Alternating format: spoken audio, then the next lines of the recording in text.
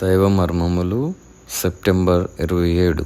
సహోదరుడు భక్త సింగ్ గారి అనుభవంలో దేవుడు ఆయనకు బయలుపరిచిన మర్మములను అనుదినము పంచుకొనుట. మన పాపములను మనం ఒప్పుకొని ఎడల ఆయన నమ్మదగిన వాడును నీతిమంతుడును కనుక ఆయన మన పాపములను క్షమించి సమస్త దుర్నీతి నుండి మనలను పవిత్రులనుగా చేయును. 1 యోహాను 1:9. మీ రక్షకుడు మిమ్మును ప్రేమించుచున్నాడు గనుక ఆనందించుడి. భూలోక సమస్త జనాంగముల కంటే గొప్పదైన పరలోక జనాంగముగా నిన్ను చేయవలనన్నదియే దేవుని కోరిక. ఆయన చేతికి నిన్ను నీవు అప్పగించుకొనుము. అప్పుడు దేవుడు నీకు ఎంతో సంతోషము నొసగునో నీవే గ్రహింతువు. నీవు పరలోక గీతములు పాడుచుండగా చెప్పనాశక్యమైన ఆనందముతో నింపబడదు.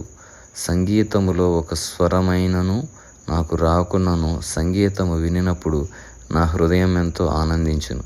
నేను మారు మనస్సు నొందిన పిమ్మట మొదటిసారి పాటలు వినినప్పుడు నేను పరలోకము నందుండినట్లే భావించి తిని.